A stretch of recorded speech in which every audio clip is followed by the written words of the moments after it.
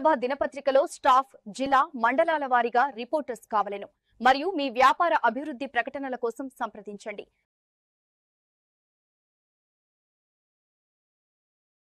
AV news కి స్వాగతం.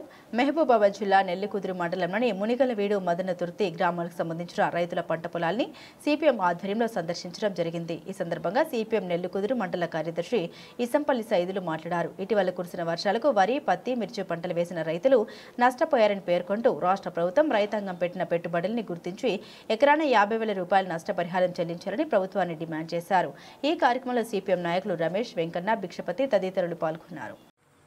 అకాల వర్షం పడడం వల్ల ఈరోజు రైతాంగం దాదాపుగా సుమారుగా అనేక లక్షల రూపాయల ఖర్చులు పెట్టి పెట్టుబడులు పెట్టి ఈరోజు రైతాంగం నష్టపోతూ ఉన్నారు. మరి ప్రభుత్వం తూతు మంత్రంగా 10,000 రూపాయలు ఇచ్చి మీ నష్టపరి చెల్లించడం విధంగా ఈరోజు గవర్నమెంట్ ప్రభుత్వం తూర్చేస్తూ ఉన్నది. ఇప్పటికైనా రైతాంగానికి నష్టపరిహారం సుమారుగా ఎకరాన 1,00,000 రూపాయల చొప్పున ఎకరాన చెల్లించాలని ఈరోజు సిపిఎం పార్టీ ఆధ్వర్యంలో డిమాండ్ చేస్తూ ఉన్నాం.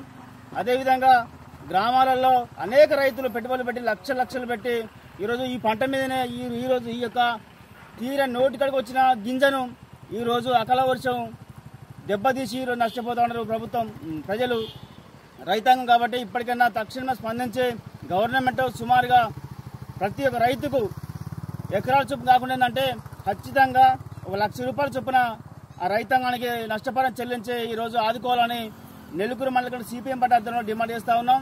ఇప్పటికైనా ప్రభుత్వం ఎవరి కోసం పనిచేస్తూ ఉన్నది? రైతులు నష్టపోతూ ఉంటే ఏమైనా తూతు మంత్రంగా పర్యటనలు చేసి మాత్రం చెప్తా ఉన్నారు తప్ప ఆచరణలో అమలు చేయడంలో చాలా ఇబ్బంది జరుగుతూ ఉన్నది.